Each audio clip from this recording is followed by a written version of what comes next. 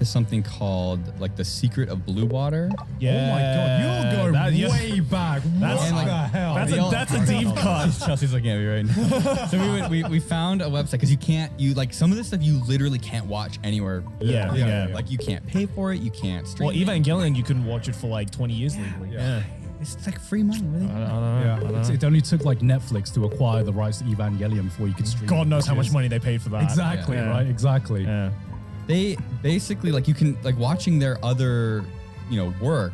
It's funny that you can kind of see them as an artist because they kind of get stuck on the same idea. Oh yeah, definitely. And so there was a lot of like very sort of linear, like very parallel storyline in Secret of Blue Water and Evangelion of like this, it's funny to see that they're almost like they've been working towards this one story across multiple completely separate works. Exactly. What's the guy who made Bell called? He made Mamoru Hosoda. He made the same movie over and over. That's what it feels like.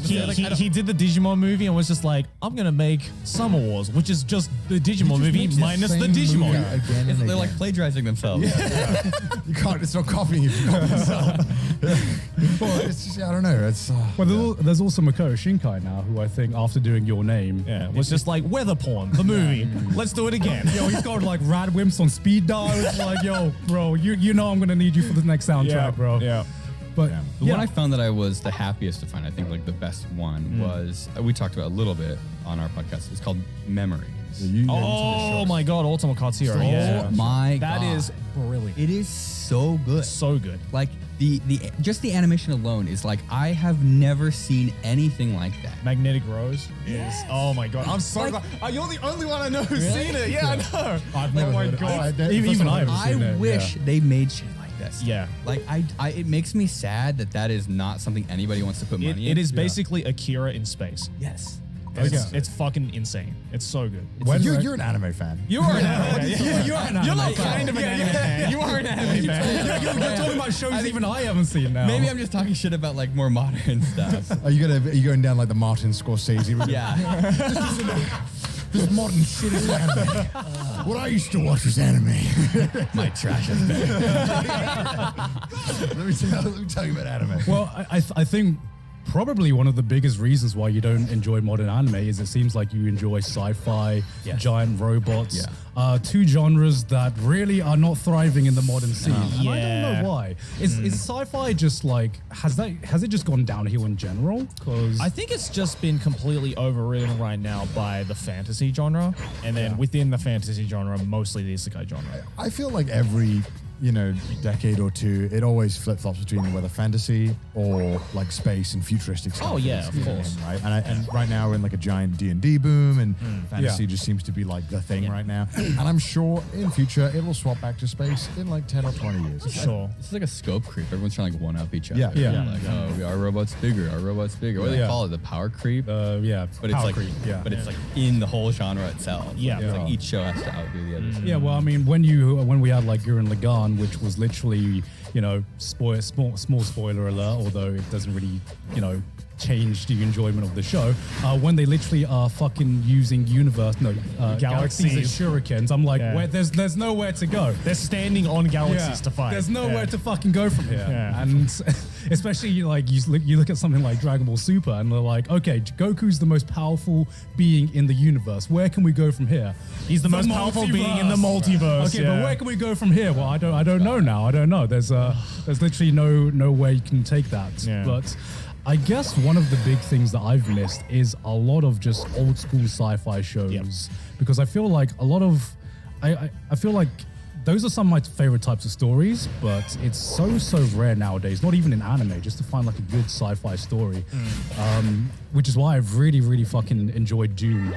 I was about to say they've kind of had to resort to going back to older media and older franchises and kind of just like reimagining it for the modern audience. And again, I think that's why like Dune was so good, is because like that's like a story that was probably quite abundant when it was first around, like in the 80s and 90s and stuff like that. But like now it's like, other than maybe like Star Wars, like the new I don't count the Star three Wars. new Star Wars trilogies. Other than that, like I can't really think of like a good sci-fi show that has come out recently. I think it's a lot of work to come up with like a whole everything, and then even more work to try to tell a cohesive narrative. Because fantasy, you can just be like, it's a fantasy world. You know, there's a guy selling bread and a guy selling apples, and everything's made out of You don't have to think about the logic of the world as much. You're like, oh, it's how it used to be. Yeah. You can, Like, it's a lot easier. is there a chart of like time versus sort of sexualization of anime?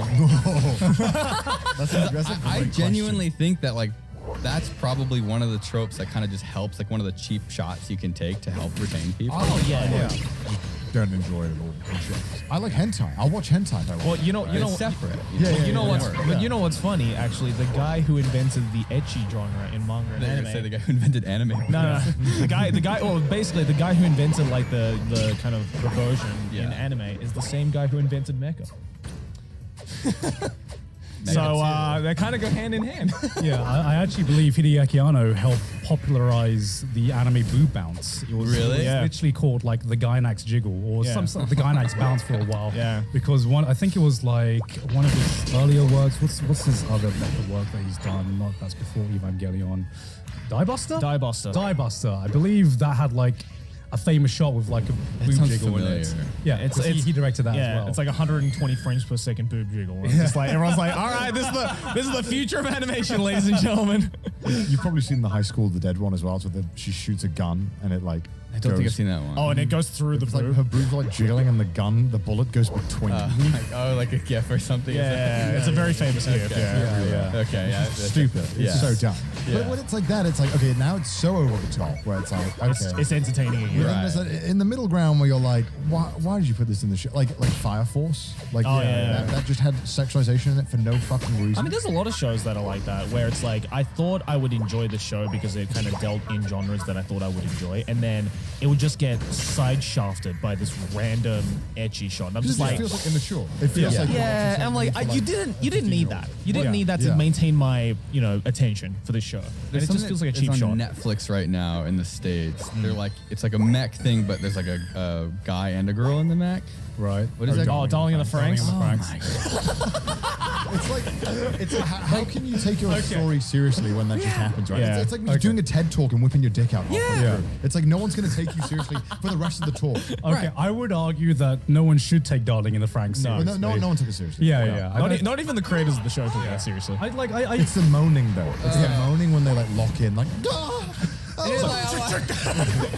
It's like, I'm reloading my girl. I remember when I first watched Darling in the Franxx and they revealed like the piloting system in like episode 2 or 3, and I just fucking burst out laughing. I'm like, no, they did not do this. They didn't have to though. Like, why? Okay, to be fair, that's Trigger, and they're like, they're just Trigger never take themselves seriously. It's weird talking to someone who obviously has consumed like a lot of old anime versus like I've seen like the progression of, I guess, the fan service and sexualization, just kind of like having like going from there to there. Yeah. Because it's Darling in the Franxx was made by Studio Trigger, and after Kill la Kill, have you seen or heard of Kill la Kill? I think so. Is that like the talking sure? The one with the talking cloak. Yeah, with the less clothes. Yeah, you got it. I felt like after they made that Darling in the Franxx just felt like it stepped down in terms of the they fan definitely service. chilled out. For that. Yeah. Which is saying something. Which is weird to say that it kind of like, I guess, desensitized a lot of anime fans because. And yet, isn't it weird that we are openly criticizing Darling in the Franxx for being sexual, but then when you go over to Kill la Kill, it's like, that makes sense. It depends on the show. Like Kill la Kill never was meant to be serious, and neither was Darling in the Franxx. There's other shows where you're trying to get me invested in this world and characters in a very serious way, and trying to get me to feel like oh, I'm so sympathetic towards that character, and then they start groping each other, and then you're like, what the fuck was that? What the fuck was that? Kill la Kill was like, it made a little bit more sense. It did. Did you ever watch Seven Deadly Sins? Yeah. Oh, Jesus. That's the worst one. It's so unnecessary. Yes, he'll just start groping a woman randomly. That's just his personality trait. And it's like, oh, so this he just molests people. He's just a pervert. Yeah, and that's like his thing. And and we're like, that's so funny and quirky. It's like, no, I hate this guy. Right. How many people? Actually, I don't want to. We've asked that question many times. Don't Don't worry. worry. We've wondered who the fuck watches that character and likes them. People like that character. Yeah. Yeah, because like there are Meliodas stands out there. I mean, it was a very popular anime and manga. I don't know how many people still stand for it. It fell off so hard. Yeah. Really? It was kind of like Fairy Tale, you know, or that kind of genre of show where it kind of just like it had its fan base and then it kind of fell off when everyone started clowning on it. Is that in the manga as well? That Yes. version? Yes. Yeah. Okay, so it's not just the show. It is- No. Okay. Yeah.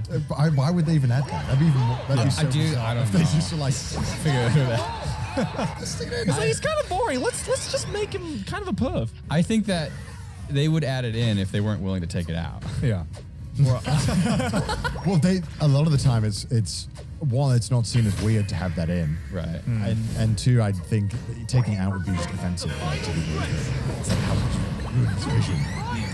Also, I think the reason why I know. I also just think like the reason why in general I don't think we'll ever see the disappearance, I guess, of that kind of like perversion anime is because, you know, horny 14, 15-year-old boys are gonna just keep coming. Yeah. I mean, They keep spawning. Just come That- over. they Just come over and over. They just keep coming. They just keep coming. They keep spawning, and there's always going to be an audience for that I kind mean, of in shit. Japan there would be. I mean, the population is shrinking, so Yeah. That's true. Eventually, That's true. They're gonna have to ban it. Yeah, they're gonna have to get sort too it out. attracted to anime and everything else. Is- I mean, come on. Like, I remember when I was a teenager and I first saw an anime have kind of like this kind of fan service in it. And Bro, I don't know, when I was 14, I thought Toloveru was like the greatest thing ever created. yeah, I know, right? And I'm just like, that's just like tits and ass But then, galore. it makes sense when you're like, as a 14-year-old, I understand Yeah. this. But then you're like, there's a 40-year-old man thinking about this shit and making Yeah. it. You know? Yeah. He's like, that's true. What should I make for the kids? Yeah. A bit of perversion never hurt me. Like, yeah, I like this when I was 14. I'm sure the 14-year-olds now would enjoy it.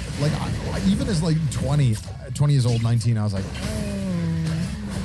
yeah. watch porn. I mean, that was the age where you're just like, you discover that hentai and Pornhub exists. So you're just like, why am I watching? That was the moment. That was the moment Discovered you. at 19 and 20? What? That was the moment your brain switches and you're just like, I need more. Separation of church and state. A boob jiggle will not suffice for me.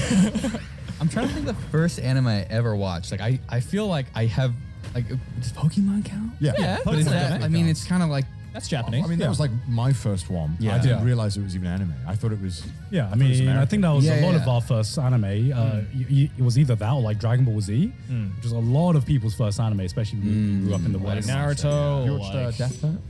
I started watching it. You didn't like it? Can I say it's crap or people get mad? It's not. It's, It's yeah, you not. see the Explain subreddit, yourself. The subreddit, I am very smart. Okay, That's okay. what it felt like. No. Yeah. Who was like, no, I'm going to do this. I thought it was really good. I mean, the consensus is that it's pretty good. like Naruto. You watched like, Death Note? I started watching it. You didn't like it? Can I say it's crap or people get mad? It's not. Yeah, you see the Explain subreddit, yourself. The subreddit, I am very smart. Okay, That's okay. what it felt like. No. Yeah. Who was like, no, I'm going to do this. I thought it was really good. I I mean, the consensus is that it's pretty good. I thought it was quite intelligent. To be I got through, I don't know, maybe like 6 episodes or something, and it just felt like I'm trying Wait, to- how old were you when you found it?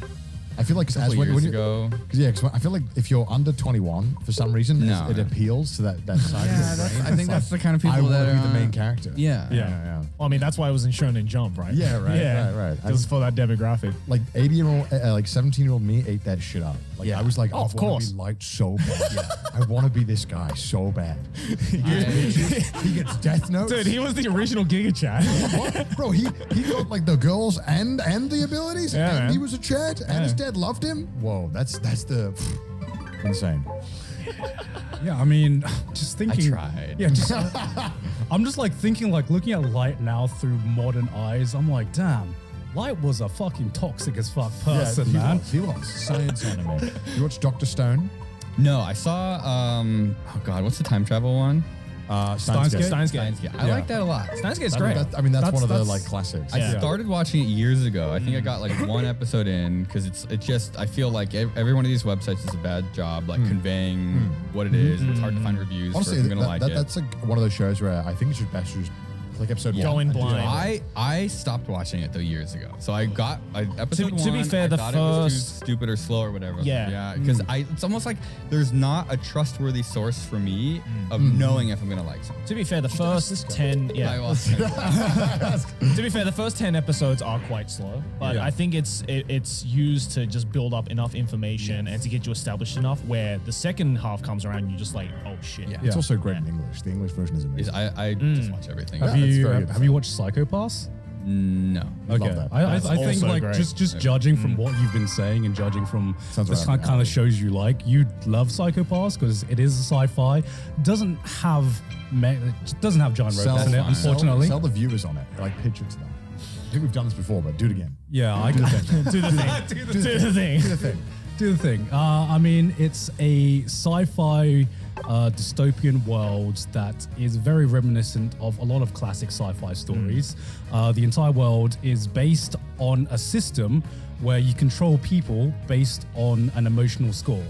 And there are points where if you go beyond an emotional score, the system deems you as a threat to society, so they will automatically lock you up. Or if you get Yeah. too dangerous, there's a gun that will shoot you and you will literally explode, right? If you will get, like, literally too depressed. Yeah, if you literally get, you will literally disintegrate.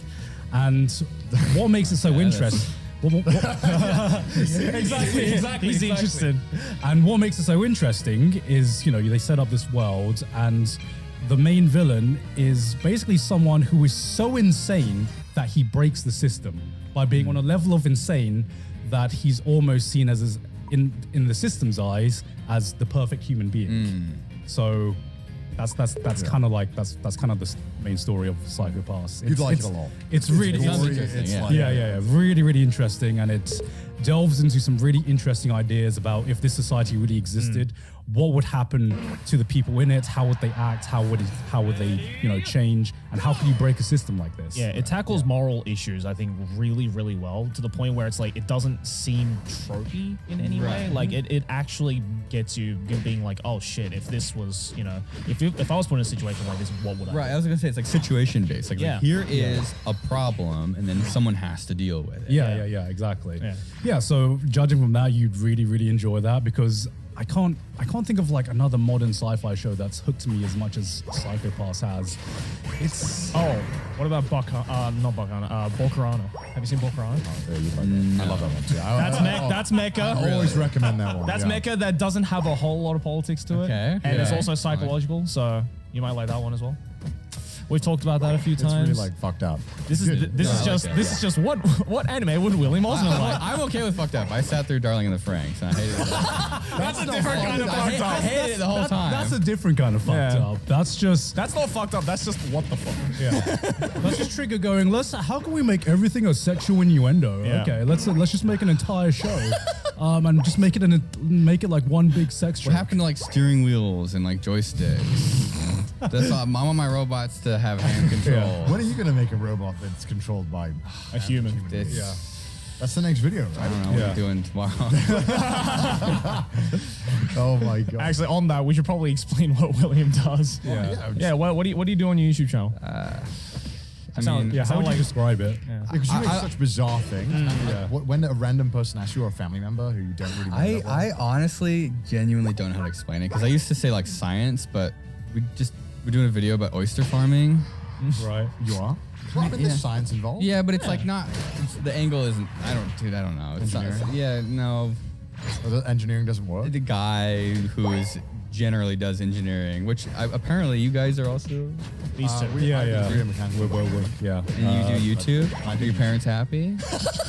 I got the degree, so they were like, all right, That's if you fine. fuck up, you got the degree. They didn't care Like, that you're throwing it in the trash right now.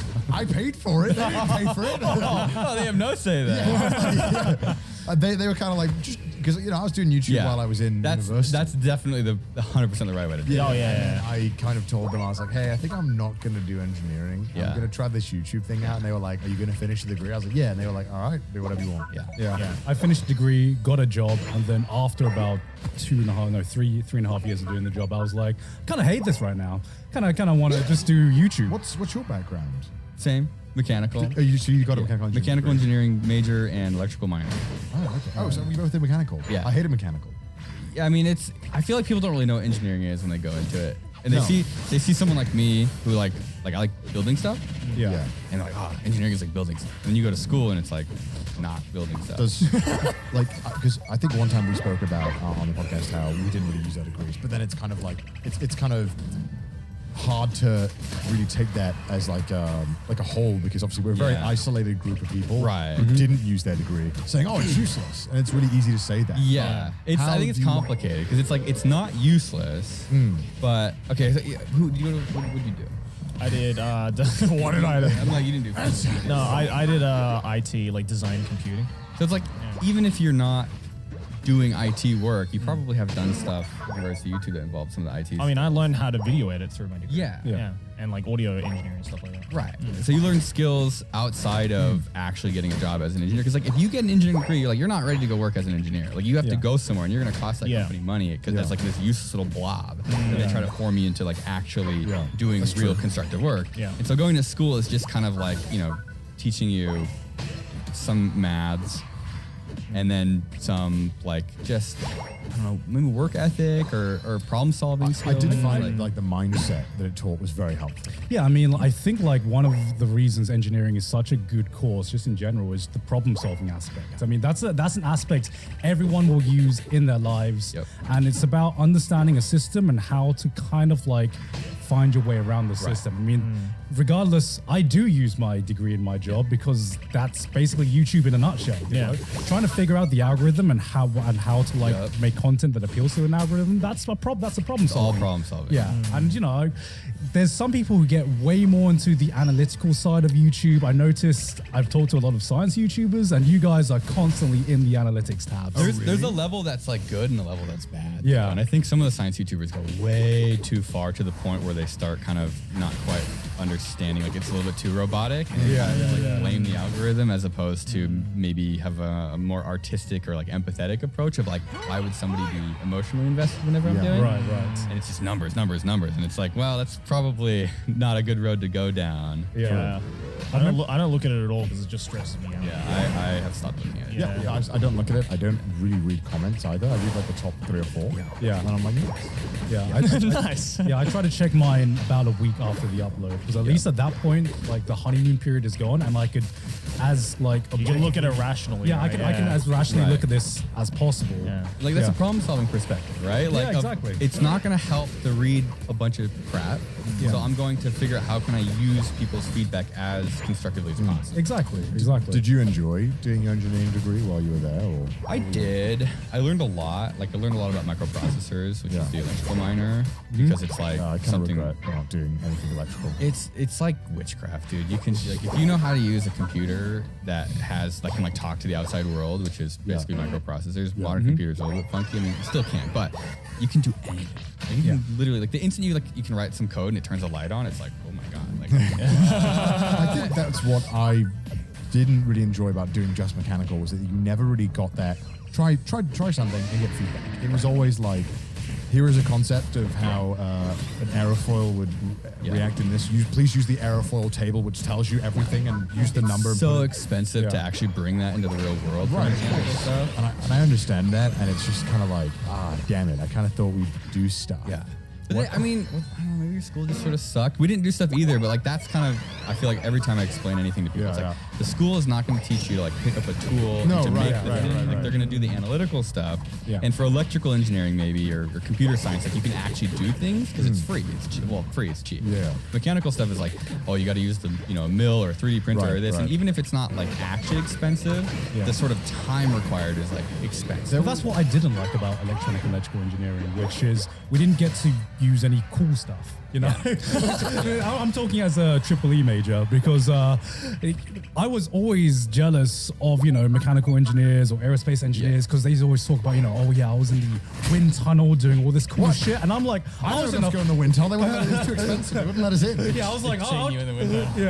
I was in a fucking lab just like fucking writing code. And I light turned on, and that was it. And I'm like, you guys are doing all the cool shit. We spend so much time just doing CAD models, and I fucking hate. What is that? It's like when you build the thing in like, and I understand why, because it literally is just engineering. Like that's it. Yeah. Do that for everything. But oh my god, was this mind numbing doing it, and I was bad at it. I couldn't visualize things in like a Yeah. 3D space. That's hard. It's really hard. So I was like, this is miserable. And there was some other stuff that I didn't do it because I was too busy doing YouTube.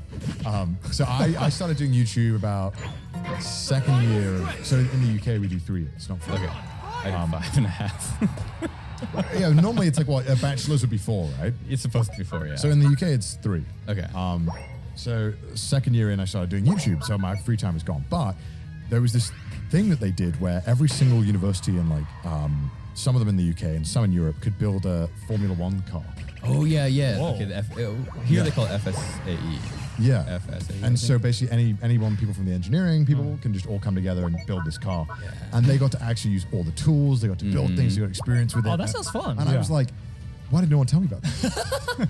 I would have like loved to have like actually got hands-on experience. Your school trying kind of it. sounds like my school a little bit. Yeah. Where it's like there's not a whole lot of money. I mean, I don't think they're broke, but they just don't invest the money into like creating. Like, you always hear MIT. MIT is like filled with clubs and communities and stuff. And that's like, it's so many smart, talented people come out of there because not the education is better, but the experiences are better. Yeah. I think because the moment well, at least for me, the moment my lectures or classes were done, I was gone. Yeah. There was no incentive for me. Oh my God. Yeah, I'm the no same. incentive Exactly. for me Yeah. to stay Yeah. on the campus and do anything else because there was no other clubs. Yeah. The only other like clubs that were even related to my field were like, I don't know, weird stuff that were just very, very, very niche and specific. Yeah. That I was like, My only incentive was to just go to the nearby uni bar and just get shit faced. right. Yeah, yeah. Other than that, it was nothing. Would you have joined the club that was like relevant to your field if you had the option? If there was a chance that we could get hands-on and do some stuff, I would gladly do it. Yeah. If I could use a CAD model and maybe actually get to print something. Or Oh to, my like, God. It would have. Awesome. It would have been Yeah. like, oh, okay, so I can make something in CAD, then actually look at it and understand why I built it like this Yeah. and then try Yeah. again. Yeah. But I understand that it's expensive. And that But it, it's like money. nowadays it's not, and so they probably do have them. But like even like relatively expensive, like a printer from 5-10 years ago, like you could still get something that worked. Yeah, that would be Yeah, cheap. yeah. Like a DIY. Even like the cheap ass plywood, they wouldn't even like let us do like the laser cutout No, of that's like 'cause the they suck. plywood that costs like 1 cent Yeah. a sheet or something stupid. I don't know. I just kind of wish there was more chances to get more involved and get to whatever you learned, kind of visualize it or put something out there so you can be like, oh, okay. Yeah. Like something tangible. Yeah. I don't know. It's You just- start that was my connecting the thing. dots. It's like, oh, if I do this work, I get this thing. Like I describe everything as tools. Like Yeah. math is a tool. Yeah. You don't have to enjoy using the tool, but you are like excited when you use the tool to make something happen. And so Yeah, it's like, yeah. like I've used calculus I think like once in my entire life actually, and it was literally for like making a motor speed up and slow down, so I could like generate the acceleration of it. And it was like holy shit. Finally, I used it. Yeah, exactly. And then I never did it again, and I'm okay with that. But it's But like you know you could do it. I know I could do it Yeah. and understand it a little bit better. And it was like, that felt so good. And it's like, Yeah. did I enjoy doing it? Like I've been doing a bunch of stuff recently to trying to build a CT scanner. Yeah. You know, like a Right. 360 X-ray basically. Yeah. And it's like, I don't really like doing math, but there is nothing more exciting than like writing some code that has like the math you wrote. And it works. And it works. And it's just like, I feel like seeing that final product and seeing that final effect makes it so worth it, because if everything's just theoretical, you're just like, Yeah. well, this is just fucking numbers. yeah, there's Yeah. no return. Like, If I why? wanted to do this, I'd be a mathematician, you Yeah. know? Yeah. But like, my university had one cool project, which was like, if you do Triple E in Bristol University, I hope it's still a thing. In the third year, we had this thing called a buggy project, where basically your class would get split up into teams. So it was a group project, but everyone had to do like Some part of it? So yeah, everyone had to do some part of it, and we had like a buggy that we basically had to program, and a maze that the buggy had to navigate. Like a and- small car? Yeah, like a small RC car, kind of that kind of deal, and it had to like program to run itself around this maze and hit certain checkpoints and get to the end in as efficient as possible. And that was the only fun thing Right. I ever did on the course, Yeah. because it was like a cool thing that we all came together for, and we could actually see the final result Yeah. of our hard work Yeah. instead of Yeah. just doing a model or doing modeling some stuff on a computer or some shit You like like learn that. to work with other people, and it's like, Yeah. oh, like if you can trust these people Yeah. and they do their thing, and I trust myself and my team, do this, and Exactly. you put it together and it works. Exactly. But like, I feel like the problem with, I feel like that kind of thing needs to be integrated in the course, because I know myself, and if there was some cool thing that you could have done with your course that was extracurricular activity in university, I wouldn't have fucking signed up for it. I know I wouldn't have. Yeah, I would have been too lazy. Maybe not in my third year because I was already way too invested in YouTube. Right. Yeah, exactly. But I think there are a lot of people that would, though. yeah, Oh, I definitely. think there's a lot of people in that middle ground who maybe do a specific course, and I think this happens a lot in engineering, where they're in that middle group where they're like, okay, they're doing engineering, they have an interest in it, but also there's nothing really keeping them like super invested in that. Yeah. And if you could just kind of capture that kind of middle group people and push them towards, hey, look, you can actually make stuff and make a difference. I think a lot of people don't even know that they would be interested in it until you sort of like, if you open that door, if you sort of connect the dot between here, you made a CAD model and then you printed it and you're just like, holy shit. You know, it's almost like, it's like stifling a kid who's interested in something where it's like, you know, a kid is like, oh, I want to learn about this. And the parent's like, no. And it's like for what, $150, you could have bought him like a Lego set or something like that. And then you would have like inspired this lifelong, you know, like learning obsession. mission. Like think of how cheap that is, you know, like few tens of dollars and stuff with a school like that. It's an investment. Yeah, Yeah, exactly. like for like universities, I mean, they have lots of money. Yeah. Oh, they totally just don't want to. They don't want to hire the people that are required to get people excited about stuff. You know, it's like, oh, we have a machine shop, but nobody can use the tools because you're going to kill yourself. Did you? I don't know. Did you ever do this as well when they make you buy they made me buy? I remember I was so annoyed about this. I was like, what? They wouldn't let you buy a cheap version of it. They made you buy a book with like a table of all the thermodynamic like constants of every material. And I remember it was something like $100 for this book. And if you dared to bring not the book they recommend, they would like confiscate it off. You just brought back like a Do you wave remember of that table? memory. Did you have this thermodynamic table? Not this book, but just I like didn't have, I mean, it was the same with books. Yeah. university textbooks in general. I remember showing up on my first day. I'm like, I'm ready to take on university. I got some spare change. First day you rock up and they're like, this is the recommended. They'll be like, you have to buy it. Yeah, exactly. Really? These are the textbooks you're going to need, and then you look up the prices, and it's like minimum, like first edition. It's £80 or some shit like that, and that's $100. yeah, and that's one out of 8 textbooks you need. I'm like, See, because we had that list as well of like, oh, these are textbooks you'll be using during your first semester. yeah. But you don't need it if you don't want to. They don't And I'm use just them half like, the time. okay, I won't. Well, the thermodynamic one, at least for my exams, if you didn't have that book, you literally couldn't do the So they exam. wouldn't let you, you had to have that for the exam. If you went into the exam without it, you have to remember every constant for every material, every like grade of aluminum. Right. Aluminum, gross. Aluminium. No, you said it right the first time. You know, they would be like different, like it'll be like heat treated aluminium. Yeah. And then it would be like, Yeah. this is the constant. And it's Yeah. like, Yeah. this is insane. Like, I understand that, you know, like, I just think that, why can't you. Is that something you're supposed to remember as an engineer? No. No, you can't remember the constant. it's Well, then why the fuck? Because they're dickheads. Well, they want you to get used to the idea of like, Yeah. okay, if you're using this material, Yeah. using like tungsten. You don't need $100 book to do it, that's what I'm saying, though. Like you, Well, can you not printout just would be fine. Google it? Yeah. In the real world, like you would- like a normal in the person? real world, you Yeah. would Google it. I mean, it's Or probably you would have good. the book, and maybe you would reference it once every blue. I'm sure today there's probably like an app specifically that just has like a list of for it. This book was like additions. I bet these materials weren't changing that much. I'm sorry. Anyone doing any stuff like this is going to have the resources in the actual industry. Like, it's just, you have someone who's going to deal with materials, someone who's going to deal with Every single CAD model, you would put in the material and the type of material it was, and it would do it for you. It wouldn't like you wouldn't need to know the constant. Like, Wow. You definitely, like, there are jobs where you have to do this stuff, but it's also like most of the time.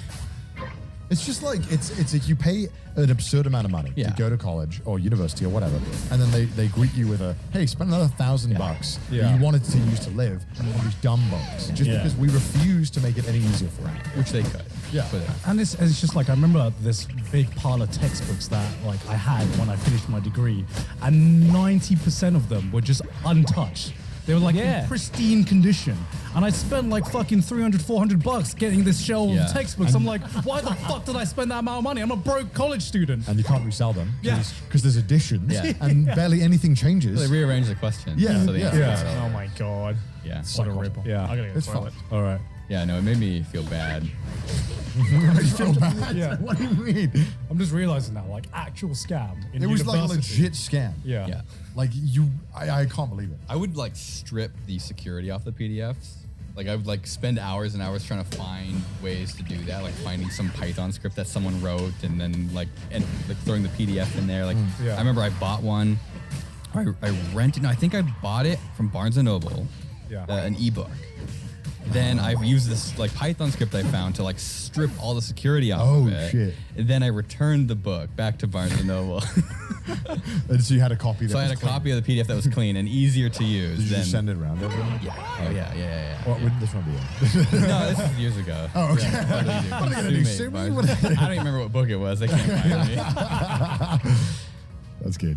Yeah, That's no, genius. I really just like I like doing like making stuff. I think it's kind of like art. Like I always used to laugh at like STEM. When you've heard of STEM before, like science, technology, and then STEAM, where they like would throw art into it, and I'm like, well, art doesn't belong in here. Yeah. And the more I think about it, the more it's like making stuff is half art. Oh yeah, because you have to visualize. Yeah, exactly. Kind of have this like vision for it that is quite difficult, and it's very difficult at times. Yeah. And it's like, why else would you want to do something if it wasn't art? Like, if you have to solve a problem, that's more engineering. But if you want to do something, that is kind of artistic. You know, like I used to try to make like camera equipment and stuff. So I had like a really crappy like camera slider that was like skateboard wheels and PVC pipes on like little what are those swivelly wheels called? You know, like dolly wheels. Oh, the kinda. ones that you have on like office chairs.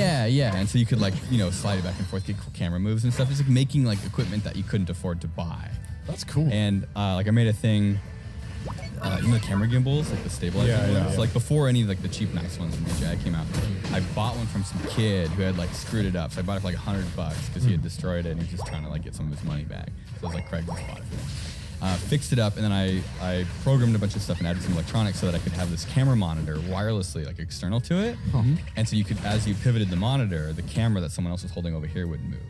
That's insane. And it's like, I didn't need to do that. Like, why did I do that? It's not because I'm trying to solve an actual problem I had, because that kind of stuff just Just makes like, oh, this is cool. Yeah, I just thought it was cool. And so it's like, you know, that to me made me realize I think that engineering, like science stuff, is more art.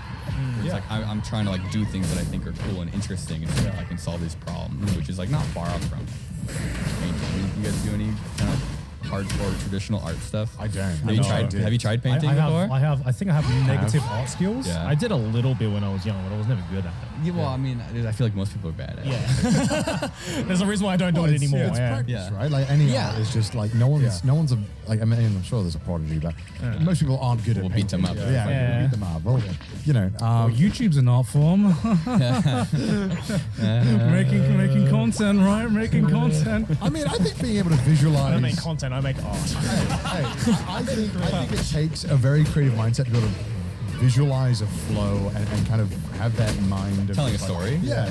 That's hard. People can't do that normally. If you do have to, you do need practice. Yeah. The easier it looks like your video was to make, the harder it was to make. And a lot of people don't understand. Like, they think that we are much more talented than we actually are. Like, it's a lot more head banging against the wall to like get something to be. Don't say that. I was writing on. I mean, a lot of your The illusion is broken. Your videos are very stressful. Like the Mr. Beast one stressed me. I felt stressed watching that. What's the Mr. Beast one? Yeah, you want to explain it? You want to explain it? I do. Go ahead. It's your video. I got a. God, I don't even. It was such a whole thing that I'm trying to like even just compartmentalize. This is like where it trauma. started. Sorry, am I digging up trauma? No. Yeah. Yes. I don't know, it was like a year ago. They asked if we wanted to make like a subscriber counter.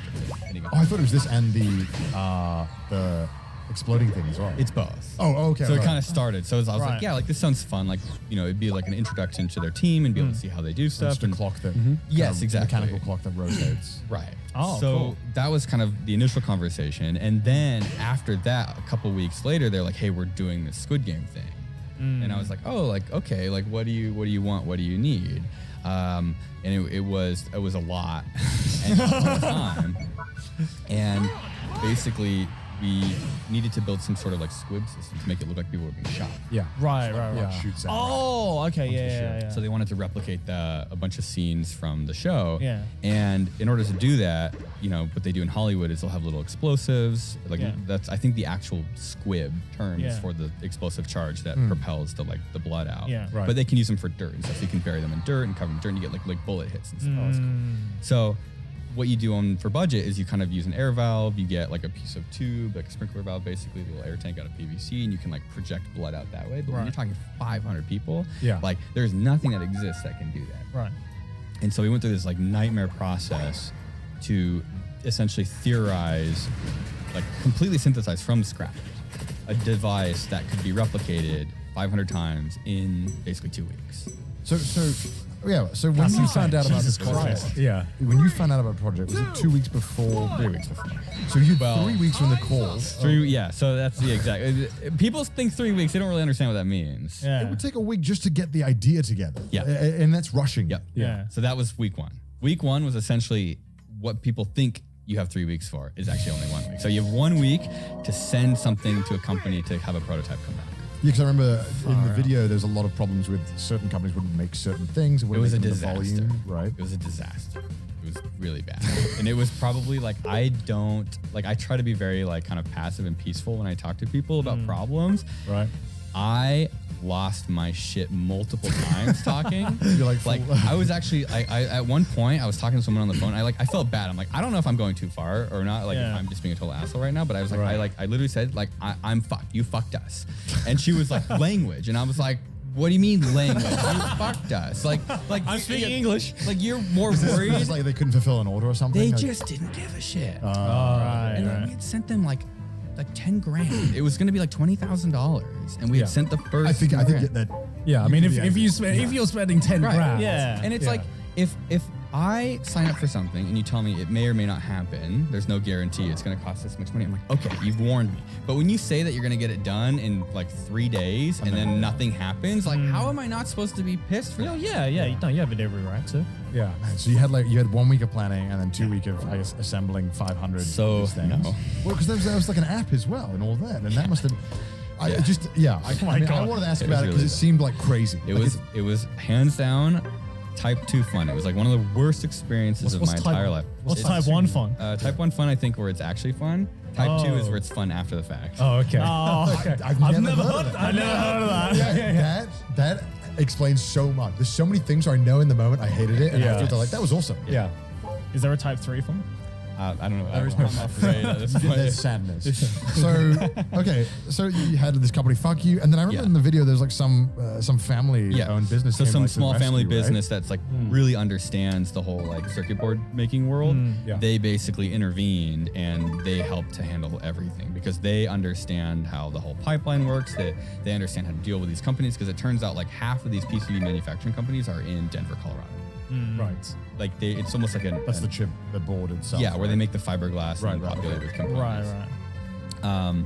So these guys don't make the fiberglass because that's like a very disgusting process, and it's like it's a whole chemical thing, and huge machines, like huge assembly lines. And so these guys essentially helped us to intervene and go to the company that was originally making them, still have them make the fiberglass because that's the hardest part to make. Then intercept them, take them to their small shop where they would then assemble them, which is the whole secondary process. Like it is such a convoluted process that does not work well if you have not enough time to do it. Like you have to have almost double the time you need in order for it to go. Yeah. Was your first question like, why didn't you give me more notice or something? No, I didn't ask them any questions. Like I was very blunt with them.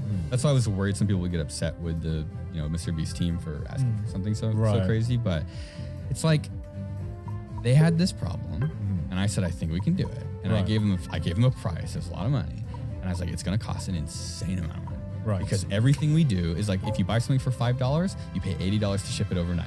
Yeah. Like everything is like balls to the wall. Whatever's the most expensive, fastest, guaranteed. Yeah. And I warned them that you guys potentially going to pay us this money, and we're not going to deliver you something. Are you okay with that? And they were like, yeah. And they said, okay. Well, that seems like a very Mr. Beast thing to agree to. It's just like money can solve all problems. If you throw enough money at it, it'll fix itself. Yeah. Sure. But, I mean, that was like the fairest, most honest thing I could tell them was like, I'm not going to be a yes man or a no man. I'm just going to tell you exactly how fuzzy it is. Yeah. You want to take the risk. Well, as an engineer, I hear like the 3 weeks delivery time for the fucking scale of this project. I'm like, I would like to see this project be attempted in Japan. She's like, oh oh, okay, let me send the idea off for approval. You wait 3 weeks. It takes 3 months for approval. Yeah, I'm just like, well, we're still waiting for approval. You know, yeah, we kind of missed the deadline there. Yeah, the boss is off, fucking another woman. I would wish to never do it again. Like it was like 3 weeks. Like I am so sounds like a proud. nightmare. Yeah. But it was like the most stress I have endured in a while. Did they explain to you how they got into this position in the first place, where they needed this project delivered in 3 weeks? It's just I want to say TV. Was it just like an idea? They were like, I wonder if we can get this done. It was like Squid Game hype, got to do it now as quickly as possible. Right, So they set the deadlines, and it's like then you look at the show or the episode of Mr. Beast, and it's like everybody else who did something similar. Right. It's Yeah. like the giant sets, Yeah. or the bridge, or this, or the special effects, and it's like, whoa, holy shit, you guys! Like, it's crazy. It was. Jesus. It really was. Yeah. Damn. How was it seeing the final result after seeing like what you got involved with and just seeing this? Like, I think this is the biggest project that's been on YouTube that comes to my mind. Other than Jimmy also doing the Willy Wonka thing. Whoa. It's all just Jimmy stuff. I mean, it's all just Jimmy stuff at this point, you know what I mean? Right. But I think Squid Game was like the first one that really set the level of what he could do, and, Definitely. and like him just like completely leveling up his content. I mean, didn't he Again. say that video cost him more money than the entire production budget of the TV series or something? I think it was very expensive. It was like Yeah. $2-3 million, right? Yeah, something like that. Something like And that. I think that it was approaching, or it was comparable. Like it was in the same ballpark. Like it wasn't exactly the same. I don't even think it was half. Yeah. But it was much closer than it should have been for a YouTube video. Yeah, for a single YouTube Yeah. video. 4 or 5 million, right? I think it was overall. Crazy. I think something. I can't remember. Yeah. What's the production budget for the Squid Game TV I'm series? sure it was like more. And the wasn't and that- the Mr. Beast. You can find it. I remember he publicly said how much it was. I think it was Yeah. pretty open. Yeah, they shared all their. It was like 2 or 3 million, if I remember correctly. Yeah, I think Yeah. it was 2 or 3 million. Yeah. 1 million was I- for the screen. No, it wasn't that much. It was- No, okay, we okay. should have asked them for more money, but they had already paid. It was a whole thing. Oh, They- afterwards you were like, fuck. No, I did ask for more and they gave us more, but Okay. because we had to spend a bunch more money too. Well, yeah, I was going to Yeah, say, yeah. I imagine that initially you probably gave an estimate that was very generous, but even then Yes. it's like, okay, well, overnight shipping Right. plus all the Yeah. fuckery with the board companies. Yeah, and it's also weird, like being on YouTube and asking somebody for an insane amount of money. Because like if any other person came to me and asked me about that, I'm like, I would just say no. Like the only reason I even entertain the idea is because it's Mr. Beast. I'm like, okay, well, if anyone's gonna be willing to pay what it's gonna cost to do this, it's Yeah, that makes Yeah. sense. Yeah. It's like we had to like mobilize people that had like day jobs at like Silicon Valley tech companies, which like they literally like had to just. Mobilize. What are they, secret agents? Like the Mossman Empire? How do you convince someone who works at a tech company who like has trouble getting time off to basically play hooky? I know. Sure. I mean, it seemed like your team was pretty good though. They were, Yeah. we It could seemed not like have very, done it was very yeah. funny. I enjoyed your video about it. It seemed like you made it seem a lot more chill than I imagined it was. Yeah. Yeah. What was it like on the filming day? Like, So like the first day went horribly wrong. right? They threw the whole day away. It's not in the video. I didn't put this in the video. Oh, really? Yeah. And I'll We I'll got be this. We smart, got but- some sneak Yeah. peek information. Let's So like, go. there's a whole day that went wrong that they threw away, and they ended up paying all the contestants like an additional. I don't even remember how much it was. It was like my I think Lord. $1,000 each or something like Jesus. Like, what went wrong on the day? that. The pacing was messed up because we had built the Squib system, and there was another company that was supposed to do motion detection, Right. and I had warned them. I had tried very much to warn them of like I don't think that it should be done like this, but it was too late because they'd already paid these guys. Yeah. And the way we like meshed the two systems together was not good. Oh, so it just didn't. So the reason, so the first day, the reason why it went back, like that wasn't used, Yeah. is because the whole system was just broken. It was not broken, but it was a pacing issue that Jimmy wasn't happy with because it felt like a show, not a competition. Because he wanted it to be like real time. He wanted it to be like, oh, like, you know, green light, go, everyone runs, red light stops, and then it's like people start popping.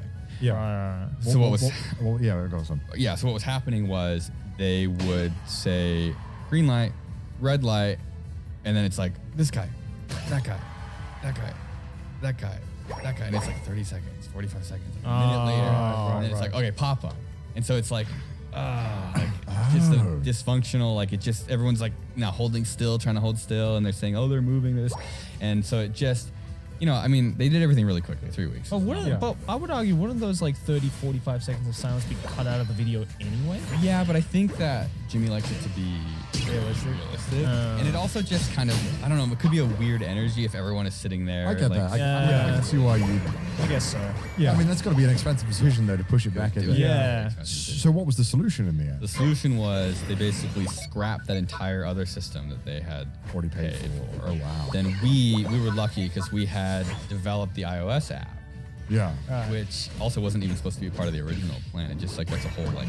Just made it. Well, one of my friends like heard about the project and started just sort of making this. For fun, or Just kind of for fun, yeah. And I saw it and I was like, yes. Yeah. I want a friend that just makes iOS programs for fun. Well, it turns out it's like YouTube and Mr. Beast and money are a very good way to get people excited about it. Like you can pay people to do something, but you can't pay them to get excited about it. That's true. That's true. And that's like, it's, people get kind of upset about that sometimes of like, oh, I'm here to work so that I can pay my bills. And it's like, I get it. But also if you are excited about something, the work ends up being benefits everybody. It's better if you invested in it. Yeah, it's better to be passionate. So the app fixed all the problems? So we scaled the app from like 6 iPads to 100 iPhones.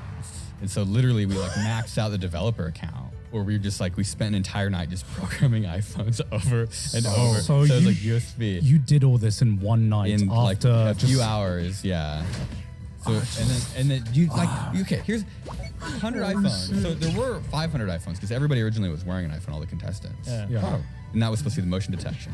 But the problem was they started dying. Yeah. Oh, because you were filming so long. Yeah, because I'm listening to this and I'm like, yeah, we had an issue with our GoPros on bikes with because we kind of just hoped that if you strap a portable battery and it charges the GoPro, then it would work, which worked perfectly. But there are some issues that you just can't like predict. Yeah. Like when we were filming our drifting special, our GoPros would just overheat because it was so hot. Yeah. And we just didn't have a solution. So there was like nothing you can do. Yeah. I don't even think they sell something that can handle that. Yeah. So just thinking, like hearing this story and just thinking, we're just gonna like make a tech solution in like 6 hours and just kind of hope that it works on this $3 million video. I'm like, there's like part of me, like all of me is like stressed right now, and I wasn't even part of this project. Were the people just like, because obviously they want to know when it's going to work. Were there a lot of people being like, hey, William, when's it going to be fixed? Yeah, so I basically, whoever, like our liaison there, he's great. Yeah. And he gets it, and he trusts me, and I trust him. And so like there's really good communication there where it's like, I'm going to be as literal as possible. Like I'm not going to be funky, I'm not going to hide anything. But there's a lot of people who kind of are more TV minded. And at that point, I had such a short temper. From all the stress. That I was like, the instant like somebody came, like any of their guys came to any of my guys and they were asking stupid questions, I would just like, I think they learned like, do not. What kind of things were they at? It was just like, when's it gonna be ready? When's this? When's Oh that? my god. And I'm like, I look at them, it's like, you guys, like right now, you ever seen the like videos of like a raccoon in a trash can? Yeah. And they open the lid, it's like, it's stuck and it can't go anywhere. So it's like, gets really aggressive. It's like, you've trapped it. Yeah. That was me. Or it was like, I am trapped in this environment of having to make this thing work. I don't give a fuck if you have to wait 30 minutes. Like, I don't give a shit how much money it costs you. Like, go away. I just realized, is it ready yet? Is one of the most asinine questions to ask. It's like, if it was ready, I would fucking tell you. It's the equivalent to, are we there yet? Yeah, exactly. Or it's like, why are you asking? What'd you do it again? Depends. How much are we talking? Immediately I say no. Flashed before his eyes for that moment there. I would say no, unless the idea was exciting. The idea was exciting, and it would have to be a little bit more time. Like literally one extra would have made a huge difference. Because there's just something about like, if you have too much time, you'll drag it out. And if you have too little time, it's going to be a nightmare. Like there's a sweet spot where like you can start panicking at 5 weeks and you'll get it done. If you have 5 years, like why are you going to rush? It's true. Just like hearing the story, it actually like gives me anxiety. It's like you know that feeling where you've got a deadline the next day and you haven't started your dissertation until the night before. It feels like that, but just for like 3 weeks constantly. It's like the crushing feeling of knowing it can't be done. Yeah. I was at home, I think, for like only a couple days, like 3 weeks. Yeah. I think 11 flights. Wait, where were you going? I flew up to San Francisco, flew to Texas, flew to Talk to people Colorado, flew to developing. North Carolina. Yeah. I think I would actually get like nightmares. Just was like bad, yeah. I just wake up in a cold sweat. I was like, oh, Jimmy's got a request. Like I was probably sleeping like 4 to 6 hours every night, which is not a lot. Like I sleep 8 hours every night. It was rough. I mean, like you guys make, you know, like bigger videos, like when you have a goal to go do something. Like imagine like when you're doing a video, failing is okay for the most part because you know, if I'm trying to do this and you know, like your car breaks down or something, like that's part of the content. Yeah. But there's something horrible about engineering where not just engineering, but engineering from like a practical perspective, not a YouTube perspective, where it's like 500 of these have to work. Yeah, exactly. It's not like my video where I can make it work, and if it stops working, I stop filming and I fix it, and then like these have to work. Yeah. They have to work. Yeah, and exactly, and it gets to a point where you involved in a project like this, and it's very different from just making your own video because you realize there's so many different moving parts. Whereas if your moving part doesn't work, then that affects everyone else's things that they've been working on, and it's just and then you like, I know how much money they're spending on this. Yeah. And I'm like, I'm not gonna be the guy that ruins it. Yeah. Like, this is my senior design project in college. Was this UAV? It was like an airplane that we were supposed to fly, and you're supposed to look at targets on the ground, and yada yada yada. And there was like 60 people on the team. It was way too many people. Right. So I built this whole like image recognition system, and it was supposed to like, I never programmed it because long story short, it turns out if the plane doesn't fly because the team that was supposed to make it fly didn't do a good job, then what's the point of all the work I did? You know, so it's like, I'm not going to be the guy that doesn't allow this video to take off. Like, Exactly. it's not going to be me. Do we know actually how much money was spent on that video? Yes, probably 3.5. That sounds right, yeah. 3.5 million. So we weren't even right. It was 3.5. More than I thought that. it was like 2.5 Yeah. and shit. How much was Access with you? Yeah, and when people are like, oh, it costs more. I'm like, what are you talking about? Yeah. It's still a lot of fucking money for a YouTube Still video. a lot of fucking I know, money. but if people be like, oh, it's better than the, because people will be like, they were so excited about it being from a YouTuber. They're like, it's better than Squid Game. And it's like, oh, come on, man. It's different. It's a different thing entirely. Why are you getting it? I don't know. You know how sometimes you have a nightmare where you go to school and you're naked or some shit, or you like haven't prepared for this homework. Do you think like Jimmy's team just like wakes up and just wakes up to a fake phone call with Jimmy or something, having like a request? You're fired.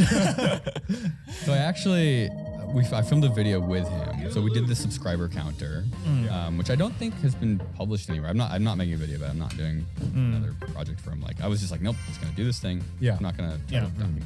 Yeah. But I asked him if I could like make a video where I live with him for 24 hours. And he said yes. Oh, wow. Oh, okay. So I got to spend a full 24 hours like going through exactly what they do every single day. Right. And got to sleep in his His bed. his bedroom with him. That's funny.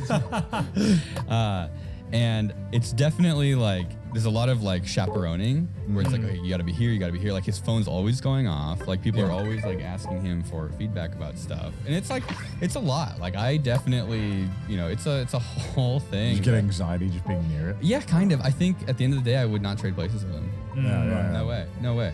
Like absolutely not. I don't. So what did you do in this 24 hours then? Just everything he did. When is it coming out, the video? I don't do it. Or something. I noticed it when I spoke to you. You were like, yeah, editing, it takes a while. It does, yeah. Because Like- you still do your editing, right? And everything. Yeah, I've been having somebody help me, which has been helping a lot. Like I think that I don't know. I mean, I don't know how you guys edit, but like for me, it's like I try to like figure out like the best way to make it work. Yeah, I mean they don't don't. edit. I give like, I used to, and then I found, I did the opposite. Yeah, I used to not. Oh, see, because I was like, I am a bad editor. Yeah. And there are people who are very good at it. I'm a bad editor. I but should like just get bang the my very- head until it's Makes Yeah. sense. Yeah, I mean, I still edit everything I do, and it's more of just I've just realized that 90% of this work was like there are some things I really value in terms of my editing, in terms of like how it portrays my personality and everything like that. And I realized that was only about 10% of the video, maybe. So I can get someone else to do the stuff that I hated doing, which is just cutting down this timeline and getting this into the timeline and Finding getting the this good presentable. bits. Yeah, and then I could do the fun parts. Yeah. So sorry, Alan. That's what I'm trying to do. But like one of the things we've been thinking about a lot recently is like, why are people watching certain things? Like what is it about a video that gets people? Like why do people spend time watching YouTube? Yeah. You know, and so it's like trying to Why are we analyze. here? Just to suffer. Well, you know, so it's like, you know, I never really understood Twitch for the longest time. And then I realized, like, oh my God, I drive to school every single day listening to like a radio talk show. Yeah. That's exactly the same thing, like literally exactly the same thing. Yeah. And so now you can just see the face. Right. Yeah. And I think that when I like try to think of why I watch videos, it's like I like stories, I like sort of interesting, you know, facts. I like motivation and purpose. And so I've been trying to like figure out how do you make the audience understand that motivation and purpose before getting into it? Like, why are you doing what you're doing? You know? Yeah. Why should they stay to the end? Yeah, how do you get like, what's your creative process in terms of like making ideas then? Because it feels like your videos now are so varied in terms of ideas. Is there like, you just like come up with a random idea, or is it like an entire process to be like, this would be an interesting story to tell? So sometimes this would be an interesting title thumbnail. Like I think this title thumbnail would work well. Because that's something Mark Rober taught me a long time ago of like, if I can't imagine the title thumbnail, I won't film the video. We've said this as well. Yeah. And that's can be really frustrating as I guess like the artist side of things of like, but I want to do this thing, but I don't know how ideas. How do you tell people, how do you convince people to watch a thing, you know, and they'll, you know, everyone will tell you like, oh, that sounds interesting. And it's like, It's easy to say, but actually, you know, clicking on is a different story. Yeah. And so that's something where, you know, I'm like, what tends to work well? This is if anybody's trying to do YouTube. What is an actual problem you actually have that you can Yeah. that works really well. Like here's an issue in my life that will most likely relate to other people. Yeah. And that's going to do two things. Like it's going to help establish why you're doing it, and it's going to tell them why they should get to the end of it. Yeah. Do you need to go to the doctor for your CT scan? Are you putting it off? That's what I did. I did an X-ray video. I love and the that's what I X-ray video. did That was because great. I actually spent days. Like I was planning on doing an X-ray video before I went to the hospital. Right. That video scared a lot of people there, right? Yeah. Because they were like, X-ray. Yeah. It's not good, but it's not that bad. Okay, hold on. Break that down. What do you mean? So Okay. I'm not a radiation expert at all. So I think I'm the right guy for the job. X-rays are ionizing radiation, Yeah. which means that they can damage your cells, which can cause cancer. So statistically speaking, if you're exposed to more ionizing radiation, you will have a higher chance of getting cancer. Yeah. If you get on an airplane, you're being exposed to ionizing radiation. If you work on an airplane, you are regularly being exposed to ionizing radiation. An X-ray is pretty much in the same ballpark as taking flights. So if you work as like a stewardess or a pilot, you are being exposed to way more radiation than whatever that video is. I know that. Yeah. Which is a little terrifying. We've gone on a lot of flights. I did. They fly a lot. Yeah, of course. I took my Geiger counter on a flight because I wanted to like, I was like panicking. I had to shut it up because it was like beeping, like beep, beep, beep, beep, beep. Are you serious? Yeah, yes. It was going apeshit. Now, I was like, it sounded like a bomb was going off, and I was like trying to figure out how to mute it really quick. Oh my god. I'm like sitting on my seat, and everyone Is around me. that bad? It's that bad, yeah. You know, Now you're making me scared of flying. You know, there's some full hell, literally. Sometimes there's some knowledge that you don't need to know. I think that was like one of it, you know. This episode is sponsored by PC Specialist. Get ready for the next generation in PC gaming with PC Specialists. Get ready to market from day one with the latest component launches. PC Specialists are one of the leading custom PC manufacturers in Europe, specializing in gaming PCs, laptops, workstations, and a whole lot more. My first good computer was actually PC Specialist. I got it about 10, 11 years ago, and it never let me down. I loved it. They have a focus on building high-performance systems for gamers, enthusiasts, content creators, and professionals, like this man right here. Professional. Definitely not professional. Luckily, their easy-to-use configurator allows you to customize each component of your build to your desire, so even someone like Chris can build a PC. Yes. And each PC is meticulously cable managed to ensure neatness and tested to ensure stability and performance. Yes. All their PCs are powered by Windows 11. Playtime, anytime. So get a discount on your next order at PC Specialist by visiting the link down below and using coupon code TRASH at the checkout. Thank you to PC Specialist for sponsoring this episode. Back to the video. All right, I found a chart. Radiation dose chart. So, sleeping next to someone, this is from XKCD. Sleeping next to somebody is 0.05 microsieverts. Okay, which is nothing. Background dose I would hope received. so. Background radiation dose received by an average person over one normal day is 10 microsieverts. Okay. A flight from New York to LA is 40 microsieverts. Where's the Just next one? existing, you get background radiation. A dental X-ray is 5 microsieverts. what, less than the average day that you get. Yes. Oh. And the plane is 40. 40. So it's like getting 5 of those, I suppose. Yeah. Huh. So then a chest X-ray is 20 microsieverts. So that's half a plane. Yeah. Half a plane. Far out. Okay. So if you sit on a plane from LA to New York, that is, You're getting 2 X-rays. you're getting 2 chest X-rays. Okay. What's up on that list? By the end of the Trash Taste tour, we're going to be like glowing. Connor's going I'm to gonna have like a third arm. Connor's going to transform into the Hulk. The EPA's yearly release target for a nuclear power plant, 30 microsieverts. What, just working at the So, plant? so I think so. Yes, I think it sounds like it's very strict. Basically, you can't have any radiation leaking from a power plant. That'd be 30 a day? Yearly. Oh. It may be release. I'm not really sure exactly what that 30 is, but- yearly. No, every year, 30 microsieverts. Jesus. It just gets worse and worse too when you get, because it all depends, I think, on like where the X-rays are going. Yeah, Like, yeah, the head can be really bad and whatnot. But long story short, it's not that bad. I think eating 1 banana is 1.1 microsievert. So Yeah, I remember this. if you ate 50 bananas, that's 1 dental X-ray. I mean, Wow. yeah. Fuck, that's what Yeah. my daily.